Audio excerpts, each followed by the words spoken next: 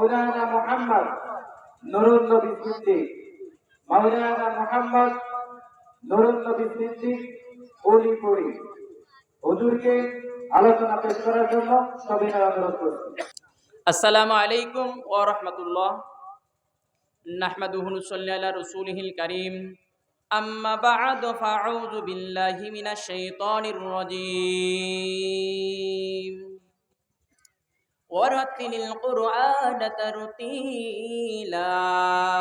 ওয়া ক্বালা আল্লাহু তাআলা বিসমিল্লাহির রাহমানির রাহিম। وقال النبي صلى الله عليه وسلم وعن أبي هريرة رضي الله تعالى عنه أن قال النبي صلى الله عليه وسلم من يضمن لي ما بين لحيه وما بين رجليه أضمن له الجنة. رواه البخاري. إن الله وملائكته يصلون على النبي يا أيها الذين آمنوا صلوا عليه وسلموا تسليما. درود اللهم صل على سيدنا مولانا محمد وعلى آله سيدنا মাওলানা মুহাম্মদ। সমস্ত প্রশংসা সেই মহান রব্বে কারীমের দরবারে, যে মহান রব আপনাকে আমাকে সুস্থ রেখে আশা এবং বসার মতন তৌফিক দান করলেন, সেই মালিকের দরবারে সকলে শুকরিয়া আদায় করেন আলহামদুলিল্লাহ। সে মানবতার মুক্তির দূত সাইয়্যিদুল মুরসালিন খাতামান নবীন, নবীদের নবী, শ্রেষ্ঠ নবী জনাবে মুহাম্মদুর রাসূলুল্লাহ। সকলে একবার বলি সাল্লাল্লাহু আলাইহি ওয়াসাল্লাম। জানতে চাইতেছি আপনারা সকলে কেমন আছেন? আলহামদুলিল্লাহ, আল্লাহ পাক আমাকে সুস্থ রেখেছে, সেজন্য সেই মহান রব্বে কারীমের দরবারে সকলে আরো একবার শুকরিয়া আদায় করেন আলহামদুলিল্লাহ। আমরা এমন একজন নবীর উম্মত, কাল কিয়ামতের মাঠ যেদিন কায়েম হবে, সেই দিন সমস্ত নবীগুলা বিশ্বনবী সাল্লাল্লাহু আলাইহি সাল্লামের কাছে যাবে, যা বলবেন, ও বিশ্বনবী জনাবে মুহাম্মদুর রাসূলুল্লাহ, আমার নাম আদম নবী, আমি হলাম আদম। ও নবী মুহাম্মদুর রাসূলুল্লাহ, আমি আমার উম্মতের জন্য আপনার কাছে আসিনি। ও নবী মুহাম্মদুর রাসূলুল্লাহ, আমি আমার উম্মতের জন্য আসিনি। আজকে কিয়ামতের মাঠ কায়েম হবে, আমি আদমের কি হবে, আপনার কাছে এসেছি, আপনি আমার জন্য একটু সুপারিশ করবেন। এভাবে ঈসা নবী আসবে, আসি বলবে, বিশ্বনবী আমার নাম ঈসা, আপনি আমার জন্য একটু সুপারিশ করেন। এভাবে মুসা নবী আসবে, এসে বলবে, ও নবী মুহাম্মদ, আমি হলাম মুসা, আপনি আমার জন্য একটি সুপারিশ করেন। কিন্তু বাবা গো, আমাদের কপাল কত ভালো, কিন্তু আল্লাহ তাআলা অন্যান্য নবীদেরকে জান্নাত দেওয়ার আগে আল্লাহ তাআলা আমাদেরকে দয়া করে মায়া করে জান্নাত দিয়ে দেবে। ধরে কান সুবহানাল্লাহ। কিয়ামতের দিন সমস্ত নবীগুলা ইয়া নাফসি করা শুরু করবে, কিন্তু আমরা বিশ্ব নবীর উম্মত হওয়ার কারণে আমাদের কোনো টেনশন থাকবে না। জোরে বলেন সুবহানাল্লাহ। সাহাবায়ে কেরামরা প্রশ্ন করলেন, ইয়া রাসূলুল্লাহ, ইয়া হাবিবাল্লাহ, কিয়ামতের মাঠ যেদিন কায়েম হবে, লক্ষাধিক নবী রাসূল তার উম্মতরা থাকবে, কিন্তু আপনি নবীর উম্মতগুলোকে কিয়ামতের দিন কিভাবে চেনা যাবে? আল্লাহর নবী বলেন, সাহাবী জেনে রাখো, আমি রাসূল বলে দিলাম, কিয়ামতের দিন লক্ষ কোটি সাহাবীগুলোর মধ্য থেকে নিয়ে আমি রাসূলের যারা প্রকৃত উম্মত হবে, ওই উম্মতগুলো 4টা গুণের কারণে চেনা যাবে। ধরে ধরে কান সুবহানাল্লাহ। আমার রাসূল বললেন, সাহাবী জেনে রাখো, আমি রাসূল বলে দিলাম, কিয়ামতের মাঠ যেদিন কায়েম হবে, ওই সময় আমি রাসূলের উম্মতগুলোকে চেনা যাবে, কিন্তু পৃথিবীর মধ্যে ওই সমস্ত উম্মতগুলোর গুণ হবে 60টা। আমি রাসূল জানায় দিলাম, এই পৃথিবীর মধ্যে আমার যে উম্মতগুলোর মধ্যে 4টা গুণ থাকবে, কিয়ামতের দিন তারা আমি রাসূলের উম্মত হিসাবে তারা পরিগণিত হয়ে যাবে। জোরে জোরে কান সুবহানাল্লাহ। আমার রসুল বললেন সাহাবী জেনে রাখো, এক নম্বরে যারা আমি রসুলের উম্মত হবে তারা পৃথিবীর মধ্যে কোনো কাজ শুরু করার আগে তারা বলবে বিসমিল্লাহির রহমানির রহিম। ও সাহাবী জেনে রাখো, দ্বিতীয় নম্বরে কাজটা শেষ হওয়ার সাথে সাথে ওই সমস্ত সাহাবীরা আমল করবে আলহামদুলিল্লাহি রাব্বিল আলামিন। তিন নম্বরে কোনো কিছু বিশাল বড় কিছু দেখে, আশ্চর্য করে জিনিস দেখে ওই সমস্ত উম্মতগুলো বলবে সুবহানাল্লাহ। চার নম্বর আমার নবী বললেন সাহাবীরা জেনে রাখো, জেনে রাখো, জেনে রাখো, আমি রসুলের যারা উম্মত হবে চার নম্বরে তাদের গুণ ও বৈশিষ্ট্য হবে তারা কোনো মানুষকে কথা দেওয়ার সময় তারা বলবে ইনশাআল্লাহ। জোরে জোরে কান সুবহানাল্লাহ। আমার রসুল বললেন সাহাবী তারা কোনো কাজের শুরুতে বলবে বিসমিল্লাহ, আর কাজটা শেষ হওয়ার সাথে সাথে বলবে আলহামদুলিল্লাহ। আর আশ্চর্যকর জিনিস দেখে তারা বলবে সুবহানাল্লাহ। আর কাউকে ওয়াদা দেওয়ার সময় তারা বলবে ইনশাআল্লাহ। এই চারটা গুণ যাদের ভিতরে থাকবে কিয়ামতের দিন তারা আমি রসুলের উম্মত হিসাবে তারা দলে দলে বিনা হিসাবে আল্লাহর জান্নাত চলে যাবে। আমার রসুল কেন বললেন প্রতিটা কাজের শুরুতে বিসমিল্লাহর আমল করতে হবে? বিসমিল্লাহর মধ্যে আছে কি? আমার রাসূল বললেন সাহাবীরা জেনে রাখো, বিসমিল্লাহর মধ্যে অক্ষর আছে 19টা। আর যদি কোনো আমার উম্মত দৈনন্দিন 5 বার যদি জামাতের সহিত যদি নামাজ আদায় করে, আমি রসুল বলে দিলাম বিসমিল্লাহর অক্ষর 19টা, আর 5 বেলার নামাজ 19 আর 5 24। আল্লাহর নবী বললেন 24 ঘন্টা ইবাদতের সওয়াব আল্লাহ তার আমলনামায় দিয়ে দিবে। ধরে কান সুবহানাল্লাহ। আমার বাবাজিরা, বিসমিল্লাহর উপরে রাসূল কেন এত গুরুত্ব আরোপ করে গেলেন? ও বাবা, গভীর মনোযোগ দিয়ে শুনবেন।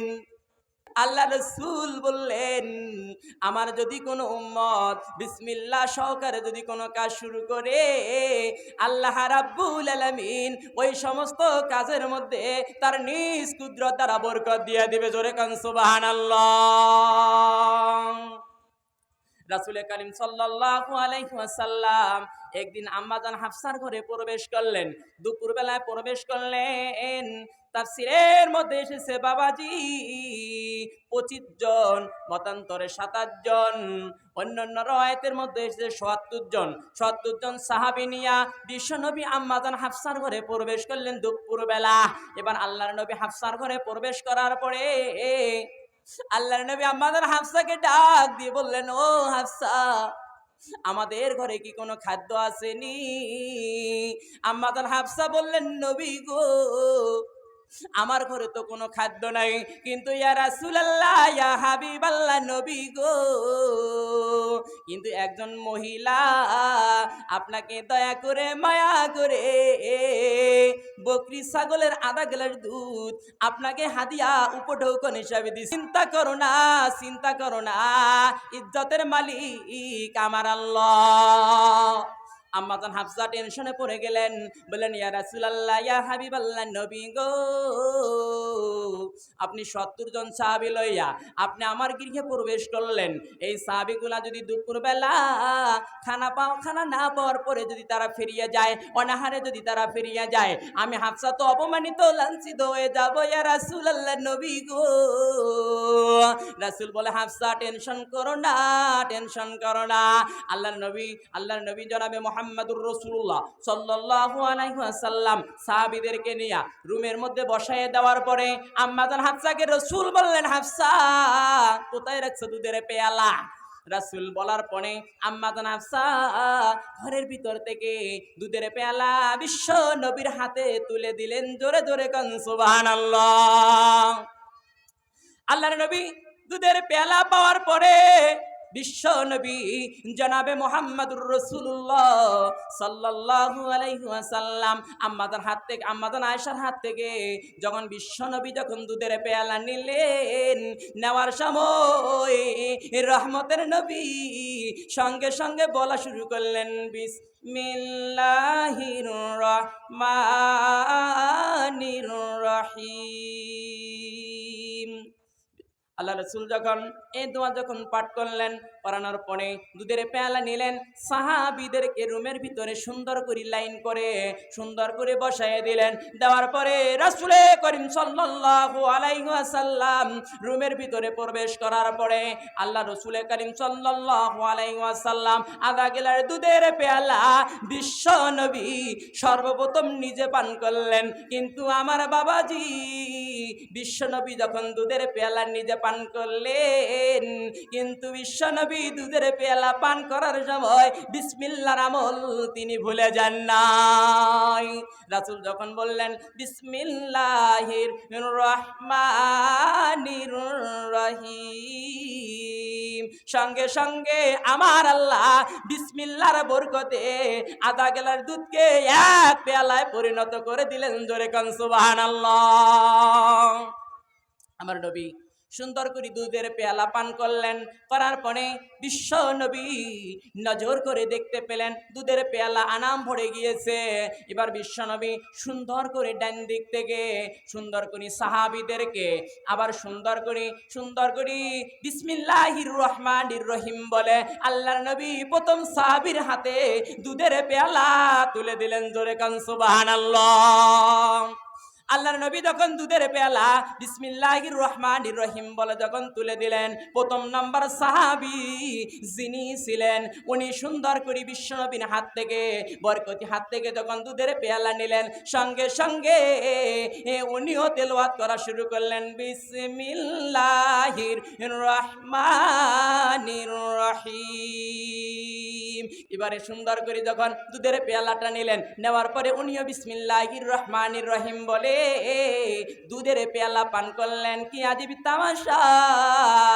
ও দরিসরের মুসলমানেরা, ভালো করে শুনে রাখো, ভালো করে শুনে রাখো, আজকের থেকে বিসমিল্লাহর আমল ছাড়ো না। এবার দ্বিতীয় নাম্বার, প্রথম নাম্বার সাহাবী বিসমিল্লাহ বলে দুধের পেয়ালা পান করলেন, আবার দুধের পেয়ালা পুনরায় ভরে গেল, আবার আরেকজন সাহাবীকে দিয়ে দিলেন, আবার উনিও বিসমিল্লাহির রহমানির রহিম বলে দুধের পেয়ালা পান করলেন। এইভাবে ৭০ জন সাহাবী, মতান্তরে ২৫ জন সাহাবী ওই একই পেয়ালা দুধ পান করলেন, কিন্তু এক চুল পরিমাণ দুধের পেয়ালা দুধের ঘাটতি হয় নাই। জোরে কান সুবহানাল্লাহ। আমার বাবাজিরা, সেজন্য আল্লাহর নবী বলেছে, যদি আমার প্রকৃত উম্মত হতে চাও, কিয়ামতের দিন যদি বিনা হিসাবে জান্নাত যেতে চাও, কিয়ামতের দিন যদি আমি রাসূলের সুপারিশ পেতে চাও, তাহলে আমি রাসূল বলে দিলাম, ও সাহাবীরা তোমরা জেনে রাখো, তোমরা যখন কোনো কাজ যখন শুরু করবা তখন সুন্দর করে বলবা বিসমিল্লাহির রহমানির রহিম। আমি রাসূল বলে দিলাম, বিসমিল্লাহ বলার কারণে আল্লাহ বিসমিল্লাহর বরকতে আমার আল্লাহ তোমার ওই কৃত কর্মের উপরে রহমত আর বরকত দিবে। জোরে কান সুবহানাল্লাহ। আমার বাবাজিরা, শুধুমাত্র তাই নয়, বিসমিল্লাহর বরকত আর একটা ইতিহাস জানাই দেই। ও দরিদ্রের মুসলমান, ভালো করে শুনে রাখো, ভালো করে শুনে রাখো। বিশ্বনবীর কাছে একটা বকরি ছাগল হাদিয়া দেওয়া হলো। এবার সুন্দর করে ছাগলটা নেওয়া হলো, যে সাহাবীকে ছাগল হাদিয়া দেওয়া হলো তার হাতে। সাহাবীর নাম ছিল আবু রাফে। তাফসীরের মধ্যে এসেছে আবু রাফেকে ছাগল দেওয়া হলো। আল্লাহর নবীকে সুন্দর করে হাদিয়া দেওয়ার পরে আবু রাফে সুন্দর করে ড্যাগের ভিতরে রান্না করা শুরু করলো। ভালো করে কান খাড়া করে শুনে রাখো, বিসমিল্লাহর বরকত সারবানা, বিসমিল্লাহর বরকত সারবানা। কিয়ামতের দিন মুসিবতের কালে বিশ্বনবীর উম্মত হিসাবে সেই দিন তোমরা আল্লাহর জান্নাত যাইতে পারবা। এবার সুন্দর করে ড্যাগে রান্না করা হয়ে গেল। আল্লাহর নবী বলেন, আবু রাফে ড্যাগের মধ্যে কি গোস্ত রান্না করা হয়ে গেছে। আবু রাফে বললেন, ইয়া রাসূলুল্লাহ, ইয়া হাবিবাল্লাহ, নবী গো, রান্না তো হয়ে গেছে। আল্লাহর নবী বললেন, আবু রাফে, সুন্দর করে আমাকে রান দিয়ে দাও, গোস্ত দিয়ে দাও। এবারে সুন্দর করে আবু রাফে সুন্দর করে বিশ্ব নবীকে ছাগলের রান দেওয়া শুরু করলেন। ভালো করে শুনে রাখো, বকরি ছাগলের কয়টা রান থাকে? দুইটা পা, দুই মাত্র মাথা থাকে। পাঁচটা জিনিস হচ্ছে গুরুত্বপূর্ণ জিনিস। আল্লাহর নবীকে সর্বপ্রথম একটা রান দেওয়া হলো। বিশ্ব নবী সুন্দর করে রানটা আরাম করে খেলেন। তারপরে আল্লাহর নবী বললেন, আবু রাফে, আরো কি ড্যাগে গোস্ত আছে? আবার আরো একটা রান দেওয়া হলো। এবারে বিশ্ব নবী আরাম করে খেলেন। খাওয়ার পরে বলেন, আবু রাফে, ড্যাগের মধ্যে কি আরো রান আছে? এবারে আবু রাফে আল্লাহর নবীকে আরো একটু রান সুন্দর করে তাকে দিয়ে দিলেন। আল্লাহর নবী তিনটা রান খাওয়ার পরে আল্লাহর নবী আবু রাফেকে চতুর্থবার বললেন, আবু রাফে, ড্যাগের মধ্যে কি আরো গোস্ত আছে? আরো কি রান আছে? আবু রাফে আরো একটি রান বিশ্ব নবীকে দিয়ে দিলেন। এবারে চারটা রান আরাম করে নবীজি খেলেন। খাওয়ার পরে আল্লাহর নবী বললেন, আবু রাফে, ড্যাগের মধ্যে কি আরো গোস্ত আছে? রান আছে? আরো সুন্দর করে এবারে মাথাটা উঠায় দিলেন। আল্লাহর নবী আরাম করে খেলেন। খাওয়ার পরে বিশ্ব নবী বললেন, ও আবু রাফে, ড্যাগের মধ্যে কি আরো রান আছে? আবু রাফে বলছে, ইয়া রাসূলুল্লাহ, ইয়া হাবিবাল্লাহ, ও নবী গো, ড্যাগের মধ্যে তো আর কোনো রান নাই। আপনি কি জানেননি বকরি ছাগলের দুইটা পা, দুইটা রান আর মাথা ছাড়া কিছুই থাকে না? আল্লাহর নবী বললেন, আবু রাফে, আমি তোমার কাছে রান চেয়েছি, তুমি কেন বললা ড্যাগের ভিতরে রান নাই? আমি রাসূল বলে দিলাম, তুমি যদি বিসমিল্লাহির রহমানির রহিম বলে তুমি যদি ড্যাগের ভিতরে যদি হাতটা যদি তুমি বাড়িয়ে দিলা হয়, আল্লাহর উপরে তাওয়াক্কুল করে বিশ্বাস করে, আল্লাহ তাআলা যতবারই তুমি বিসমিল্লাহ বলে ড্যাগের ভিতরে হাত দিলা হয়, আল্লাহ তাআলা ততবারই নতুন নতুন রান ওই ড্যাগের মতরে, ওই ড্যাগের মধ্যে তার কুদরত দ্বারা দিয়া দিত। এই জন্য বলি, ভালো করে শুনে রাখো, কোন কাজের শুরুতে বলবা বিসমিল্লাহির রহমানির রহিম, কাজটা শেষ হওয়ার সাথে সাথে বলবা আলহামদুলিল্লাহি রাব্বিল আলামিন। আর আশ্চর্যবোধ কোন জিনিস দেখে যখনই বলবা সুবহানাল্লাহ, আর কাউকে ওয়াদা যখন দিবা তখন বলবা ইনশাআল্লাহ। এই চারটা আমল যদি কোনো বিশ্বনবীর কোনো উম্মত যদি করে, আল্লাহর নবী বলছে কিয়ামতের দিন মুসিবতের কালে ওই সময় আমি নবীর উম্মত হিসাবে তারা পরিগণিত হবে। ধরে কান সুবহানাল্লাহ।